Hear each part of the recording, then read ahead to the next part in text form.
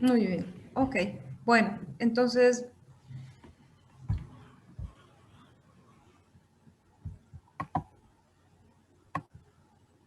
hasta aquí vamos bien.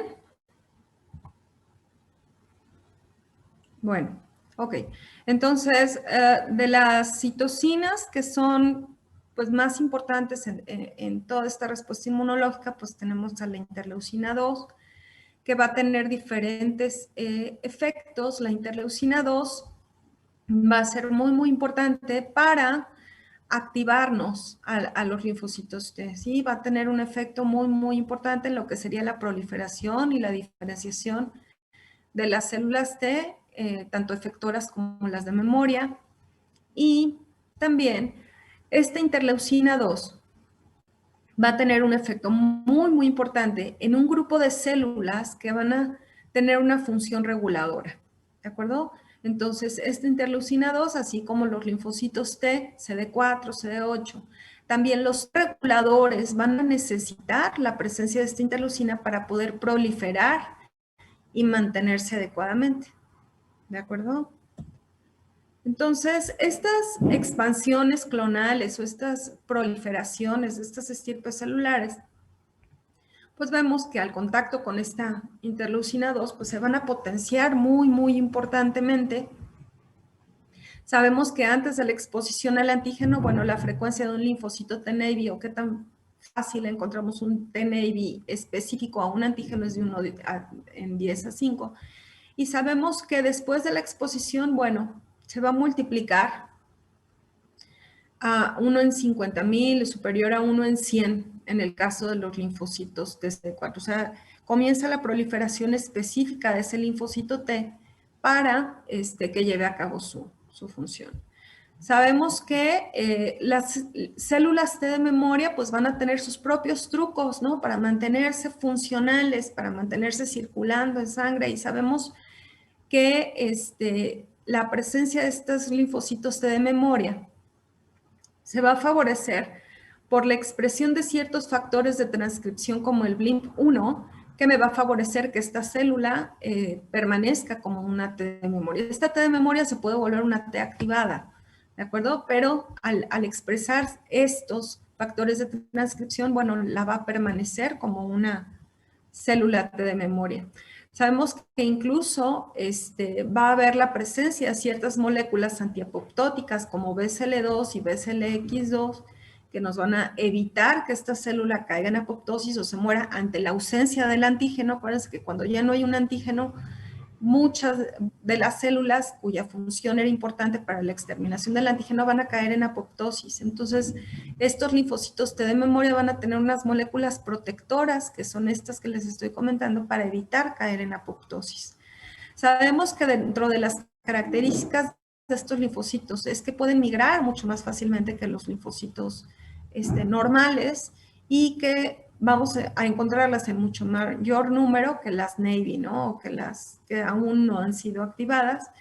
Y la presencia de estos linfocitos T de memoria, pues obviamente para que estén circulando, no va a ser, su presencia no va a depender del antígeno, sino de la presencia de ciertas citocinas, como la interleucina 7, y bueno, ellas van a expresar importantemente el receptor para interleucina 7, y de la presencia de interleucina 15 para poder mantenerse circulando, ¿no? Existen diferentes tipos de linfocitos T que van a madurar y que van a tener pues efectos y asimismo regulación entre ellos y entre las demás células. Vemos, por ejemplo, aquí les menciono 4 estirpes de los linfocitos T-helper, el T-helper 1, el 2, el T-helper 17 y el T-helper folicular, que era el que les comentaba previamente. Vamos a ver que la presencia de ciertas citocinas me va a favorecer la conversión de este linfocito T hacia TH1. Hay algunas literaturas que comentan que incluso sí puede cambiar el fenotipo de este linfocito, que pueda ser TH1 y que pueda cambiar hacia TH2. Y esto va a depender mucho de la presencia de ciertas citocinas. Por ejemplo, el interferón gamma me va a favorecer mucho la maduración del linfocito T7H1. La interleucina 4, 5 y 13 me van a favorecer la maduración hacia linfocitos TH2. La interleucina 17 y 22 hacia linfocito TH17 y la interleucina 21 hacia el linfocito T folicular. ¿De acuerdo?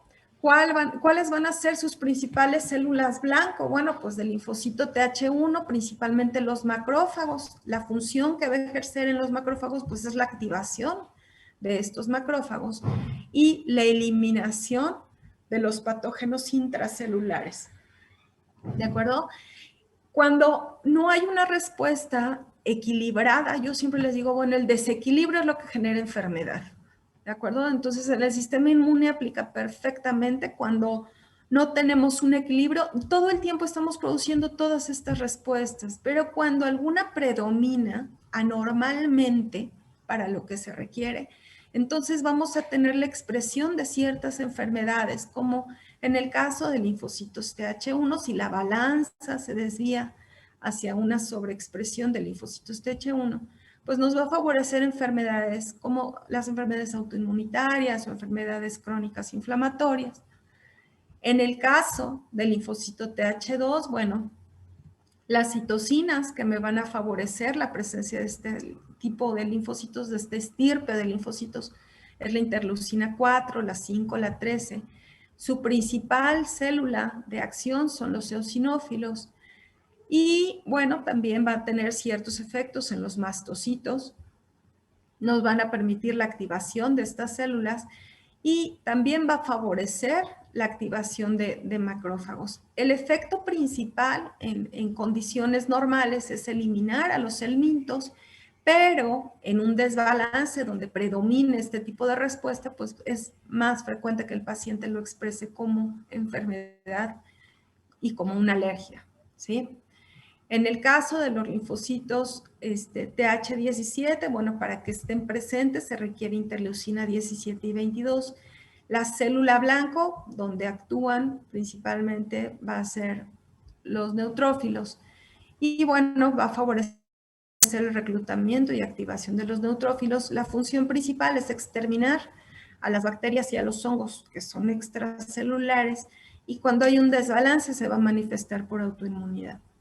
En el caso de los linfocitos T foliculares, acuérdense que estos tienen un efecto muy importante en lo que sería la activación de los linfocitos B, con la consecuente producción de anticuerpos. Y pues bueno, de la producción de anticuerpos principalmente lo que se busca es eliminar los patógenos que son de origen extracelular y bueno, cuando hay un desbalance a este nivel, pues vamos a ver la enfermedad manifestada como autoinmunidad. Entonces, ¿cuáles son las claves de la regulación? Bueno, sabemos que si el sistema inmunitario encuentra un antígeno, va a generar una reacción inmunitaria, ¿no? Obviamente va a haber una respuesta. Pero si hay una falta de respuesta, pues es lo que nosotros llamamos tolerancia y a veces esta tolerancia es inducida y es en condiciones normales. Y sabemos que va a haber siempre diferentes procesos reguladores para determinar cuál es la rama, cuál es la variante de estas células que debe activarse, la intensidad de la respuesta y la duración de la respuesta. ¿Sí? Es importante recordar el concepto de las citocinas. Si se fijan, ahorita estuvimos mencionando mucho acerca de las diferentes citocinas, porque son unas proteínas que van a producir y van a secretar diferentes estirpes celulares y que van a ser muy importantes en la inducción y en la regulación de las interacciones entre las células, tanto las del sistema inmunitario como inflamatorio, hematopoyético, endocrinológico. Obviamente se mencionaba mucho el concepto del sistema neuroendocrino inmunológico porque todas estas citocinas pueden tener efecto no solo en células del sistema inmune, sino en prácticamente todas las demás células. Entonces, estas citocinas van a tener diferentes receptores que van a ser muy específicos y van a estar ubicados en la membrana de las células blanco. Y sabemos que normalmente la producción de estas citocinas es transitorio, es algo breve. Vamos a ver diferentes características de estas citocinas, que es el pleiotropismo, es decir, que una misma citocina va a tener múltiples efectos en diferentes células o diferentes efectos en diferentes células. Vamos a ver que incluso varias citocinas van a tener el mismo efecto, que es lo que conocemos como redundancia. El sinergismo, que está dado como más de 2 citocinas se pueden potenciar, y el antagonismo, ¿no? Es decir, hay citocinas que van a actuar unas contra otras. Acuérdense que todo esto principalmente con fines de regulación. Entonces aquí vemos cómo en el caso del pleiotropismo, un linfocito T activado puede producir interleucina 4, que va a tener diferentes efectos en diferentes células. Esta misma citocina nos puede hacer efectos diferentes en diferentes estirpes celulares. En el caso de la redundancia, pues aquí observamos que más de una citocina nos puede tener un efecto en el linfocito B que nos va a favorecer la proliferación, cuál es el caso de la interleucina 2 y de la interleucina 4. Vamos a ver que hay citocinas que van a poder ser producidas por diferentes células y que se van a potenciar en cuanto a su efecto sobre otras células, por ejemplo, el interferón gamma y el factor de necrosis tumoral, que van a favorecer el aumento de la expresión del MHC clase 1 en muchos estirpes celulares, y el antagonismo. Vamos a ver que hay citocinas que van a activar, mientras que otras van a inhibir. Este es el caso, por ejemplo, del interferón gamma, que tiene la posibilidad de activarme en macrófagos, mientras que la interleucina 10 me va a inhibir esta activación de los macrófagos. ¿De acuerdo? Entonces, acuérdense que las citocinas que se producen pues van a tener diferentes efectos biológicos. Cuando nosotros hablamos, bueno, la célula produce determinada citocina cuya célula diana o célula blanco es otra célula, pues bueno, es nada más como para aclarar este concepto, pero aquí vamos a observar que, bueno, hay ciertas células, como lo que comentábamos hace rato, con interleucina 2, etcétera, que, por ejemplo, pueden tener efecto en la misma célula, ¿sí? O una acción paracrina, que es que esta célula va a tener efecto alrededor de sí misma en las células que le estén circundando, o bien puede haber una activación endocrina en donde va a producir ciertas citocinas que van a viajar por todo el torrente circulatorio para tener efectos a distancia. ¿De acuerdo? Entonces tenemos diferentes receptores de estas citocinas. Algunos se llaman receptores de la superfamilia de las inmunoglobulinas, de las cuales hemos ya mencionado, ¿no? El TCR, las inmunoglobulinas, etcétera. Familias de receptores de citocina clase 1, por ejemplo, que son sitios en donde actúan hormonas como la eritropoyetina, receptores de citocinas clase 2, en donde actúa interferón, receptores de factor de necrosis tumoral, receptores de quimiosinas, etcétera. Vamos a ver que hay diferentes receptores de todas estas citocinas. Y vamos a ver que hay diferentes proteínas que van a inhibir incluso la actividad biológica de las citocinas. Algunas pueden ser por unión directa al receptor de la citocina o bien por unión directa a la citocina. Vamos a ver que estos inhibidores de citocinas los vamos a poder encontrar distribuidos en todo el organismo. Y sabemos que algunos de estos receptores son claves en la regulación de las respuestas inflamatorias, como sería el caso del receptor de interleucina 1. En el conocimiento de esto hemos visto cómo hay algunos virus que tienen estrategias de evasión de este mecanismo. ¿De acuerdo? Entonces, ¿qué es lo que pueden hacer estos virus? Bueno, nos pueden producir homólogos de citocinas que no tengan el mismo efecto, productos solubles que se van a unir a la citocina y van a inhibir que esta citocina llegue a su receptor. Interferencia en la señalización intracelular, interferencia con la misma secreción o producción de las citocinas y la inducción de inhibidores de la citocina en la misma célula hospedadora.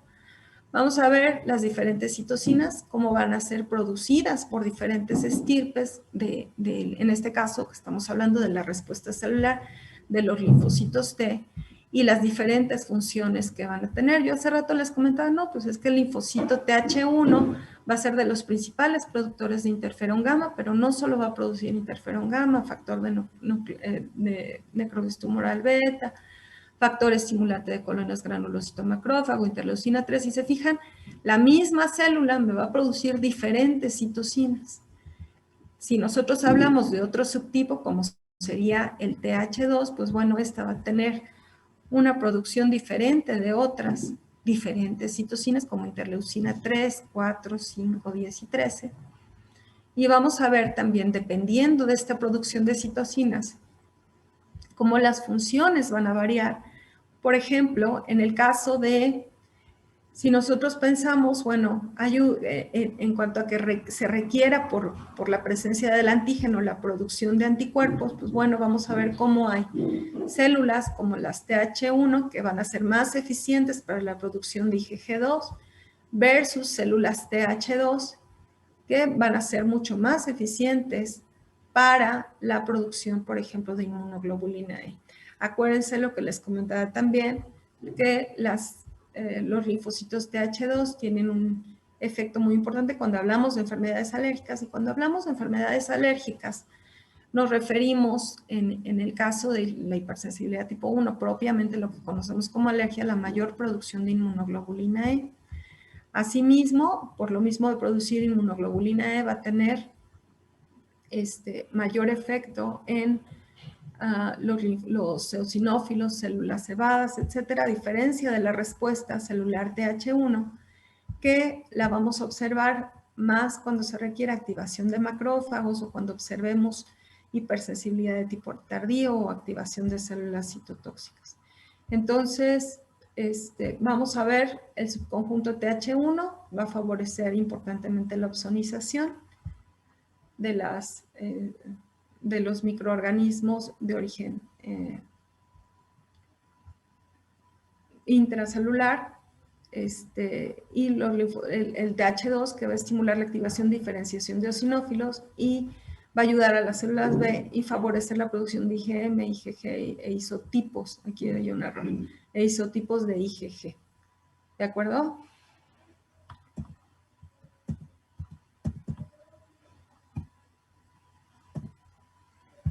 Entonces aquí podemos ver pues las diferentes funciones, los diferentes efectos TH2 que actúa en eosinófilos, en mastocitos y en células B, y las TH1 que va a activar macrófagos, TCD8 y células B.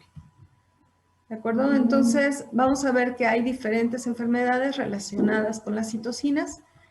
Y obviamente si no hay una adecuada producción o una adecuada transducción de señales a través de la interacción entre el receptor y la citocina, pues se van a provocar fallos en la respuesta inmunológica que vamos a conocer como inmunodeficiencias.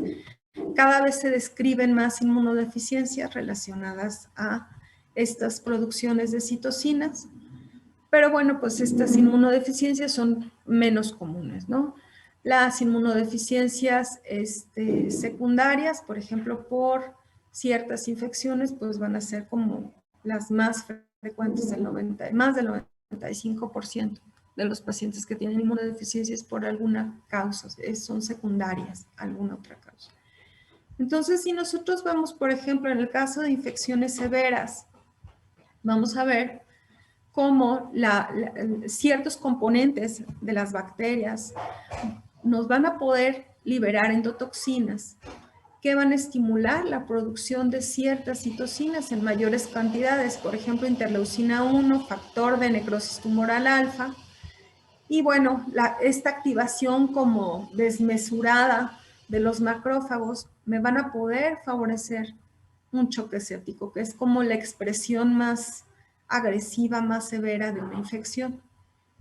Sabemos que frecuentemente pues el desequilibrio de las citocinas nos va a generar incrementos en la temperatura corporal, cambios en nuestros signos vitales, incremento de la frecuencia respiratoria, elevación de los leucocitos, derrame capilar, daño tisular, falla orgánica letal, ¿no? Entonces, todo esto que vamos a ver vertido en el torrente sanguíneo y en el espacio extravascular también, pues va a tener efectos efectos en los diferentes órganos, en pulmones, corazón, hígado, riñón, etcétera, que si no es compensado o contrarregulado de una manera adecuada, bueno, pues prácticamente puede matar al paciente.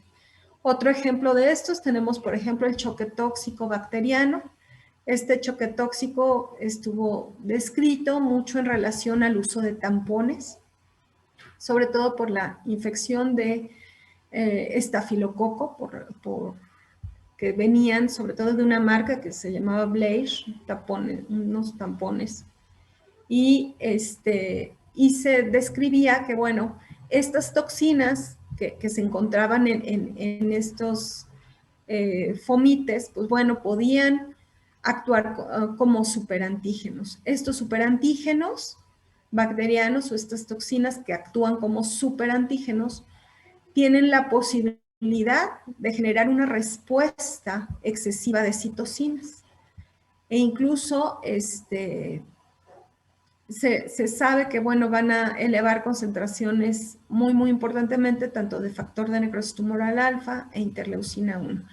Clínicamente, ¿cómo lo vamos a ver expresado en el paciente? Bueno, pues frecuentemente cuando se descubrió este síndrome del choque tóxico, era un grupo de mujeres entre los 15 y los 30 años que habían pasado por su periodo menstrual, que habían utilizado estos tampones y que posteriormente comenzaron con conjuntivitis, letargia, vómito, sobre todo un rash muy importante generalizado, fiebre, confusión, cefalea, etcétera, hasta que, bueno, pues se chocaban, ¿sí? Posterior a ciertos días comenzaban con cierta descamación en las extremidades, muy importante, y bueno, pues ya haciendo cultivos y todo, ya se sabía que habían presentado un choque tóxico. De hecho, de manera aguda, pues es a través del cultivo y de los criterios clínicos podríamos nosotros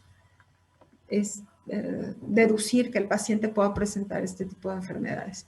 Aquí les presento cómo son los superantígenos. Bueno, son moléculas que estimulan a una gran parte de la población total de linfocitos T. No son específicos estos superantígenos, pueden activar de manera inespecífica a los linfocitos T. Y fíjense qué gran cantidad de linfocitos T pueden ser activados. Una quinta parte, hasta una quinta parte de todos los linfocitos T pueden ser activados por estos superantígenos.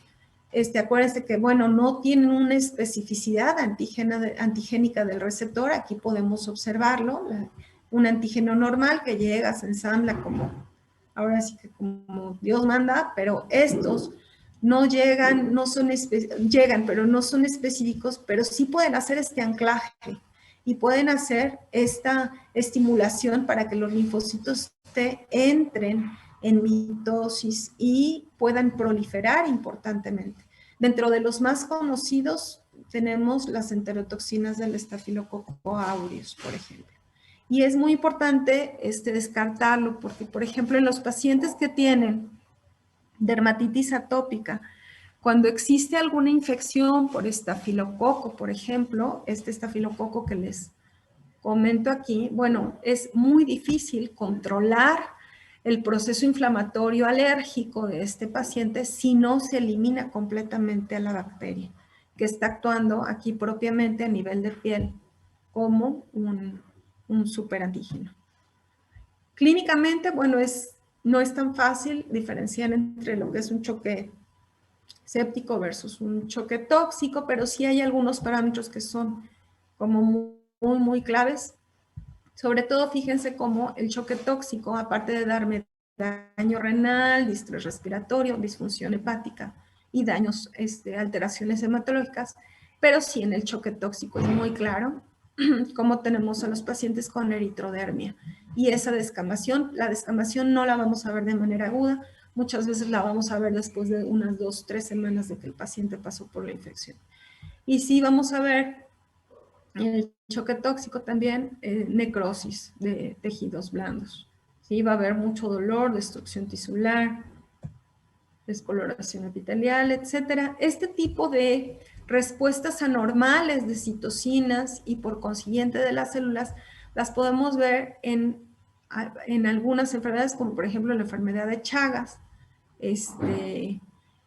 Y aquí, bueno, aquí vamos a ver que el causal de esta enfermedad es el protozoario Trypanosoma cruzi y va a hacer una supresión inmunitaria pues muy, muy grave, ¿de acuerdo? Entonces, vamos a ver que aquí el problema es que no hay una activación adecuada de los linfocitos T y por consiguiente, bueno, pues el tripanosoma puede invadir fácilmente a estos pacientes. Es muy característico el signo de Romaña, que es el Chagas, es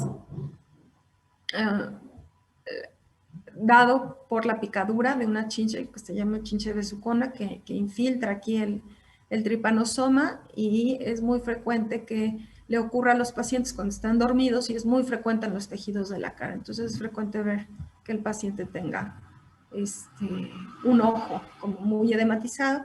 Se dice que en Estados Unidos hay cerca de 300,000 pacientes con Chagas que no saben que lo tienen, ¿no? Hasta que ya se observan pues todas las complicaciones. Sabemos que, bueno, el conocimiento de estas citocinas también nos ha permitido el pensar en tratamientos basados en estas citocinas. Sabemos que se pueden clonar y se pueden purificar y nos van a servir, bueno, para modular la reacción inmunitaria y, bueno, incluso pueden ser bloqueadas como para tratar ciertas infecciones. Por ejemplo, inhibidores de TNF se han utilizado para el tratamiento del choque séptico y incluso para ciertos tipos de cánceres, ¿no? Como ciertos linfomas se pueden utilizar. Entonces, acuérdense que para que haya una pérdida de la respuesta de linfocitos T o para que haya una regulación hacia la baja de los linfocitos T, pues es muy importante que se haya eliminado el antígeno, que haya una pérdida en la coestimulación por la interleucina 2, que haya una estimulación de los receptores de inhibición que comentábamos anteriormente y que haya una inducción de los receptores de muerte, como el TNF1 y el FAS, y bueno, la presencia de las células reguladoras que son muy, muy importantes para lograr esto. Entonces, normalmente aquí cuando estamos hablando de inmunología, pues yo les hablo de todas las citocinas y las células y cómo se regulan, pero poco a poco vamos viendo que, bueno, no es solo lo que produce el sistema inmune lo que lo va regulando, sino finalmente la microbiota, esta microbiota, todas estas bacterias que tapizan nuestras mucosas, nuestra piel, etcétera, que sí tienen efectos muy, muy importantes sobre nuestros tejidos, sobre nuestras células del sistema inmune, y cada vez se observan más los mecanismos de interacción de estas bacterias en las células del sistema inmune. Es importante que estas bacterias sean adecuadas porque si esta microbiota no es adecuada, pues va a inducir alteraciones y por consiguiente enfermedad, pero por eso ahorita se está fomentando mucho el uso de probióticos, todo este tipo de cosas para que se favorezca una adecuada regulación y esto lo veamos traducido como salud. Obviamente, si vivimos en un entorno contaminado, etcétera, pues bueno, también es otro factor medioambiental que va a tener una injerencia muy, muy importante en la inmunorregulación. Entonces, si se fijan, yo solamente les estoy dando la punta del iceberg, ¿de acuerdo? Cuando ustedes observen un paciente, bueno, pueden analizar desde el punto de vista inmunológico, pero nunca pierdan de vista la totalidad de ese paciente para que puedan, pues, apoyarlo de una manera más adecuada. Con esto damos por terminada la clase. No sé si tengan alguna duda. No, creo que no. No, tampoco. ¿Sí quedó claro? Sí.